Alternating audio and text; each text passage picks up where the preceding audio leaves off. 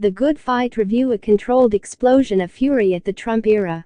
Here is an extraordinary monologue in the opening episode of the latest series of The Good Fight that exemplifies exactly what the legal drama has become, an extended jazz riff on the traditional television drama form that wants to find out exactly how far it can go.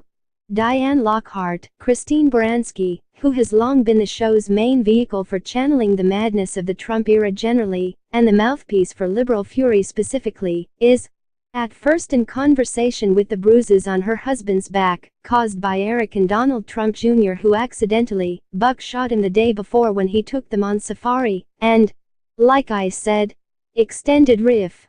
Eventually Diane cuts them off. What has happened to men? She whispers with the kind of Arctic fury only Baranski can muster. What happened to men who were slow to anger and who took responsibility, and who didn't cry like whiny little bitches? What happened to Paul Newman and Burt Lancaster? When did Trump and Kavanaugh become our idea of aggrieved men? With quivering lips, blaming everyone but themselves? Her controlled explosion erupts in the middle of an episode exploring the various a planned tribute to the firm's founder and civil rights activist, Reddick, becomes damning testimony when his former secretary reveals that the revered man sexually harassed and raped her throughout her employment. The stenographer attending the meeting convened by the partners to tackle the problem recuses herself on the grounds that he did it to her too.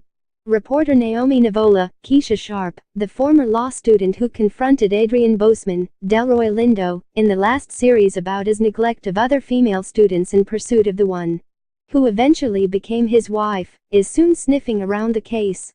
But it turns out that her real interest is in the firm's shutting down of the assholes to avoid website, which warned women about workplace creeps.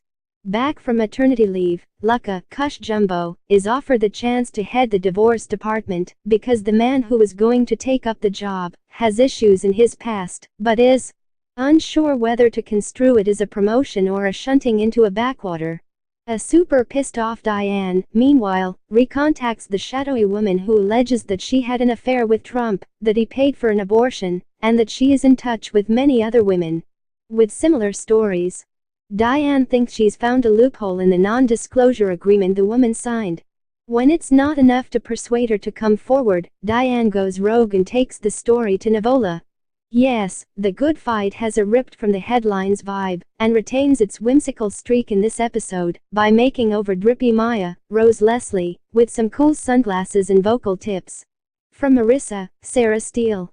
But unlike the Law and Order franchise, the most famous practitioner of that dark art, The Good Fight, takes shards of the Zeitgeist, holds them up to the light and examines them, twisting and turning them this way and that in its scripts until they are fully illuminated. The Assholes to Avoid storyline is clearly inspired by the Shitty Media Men spreadsheet, which was controversially compiled and circulated last year to the same ends. But it becomes part of the show's endless questioning of conscience and compromise, and how to lead a good enough life in an increasingly unforgiving world.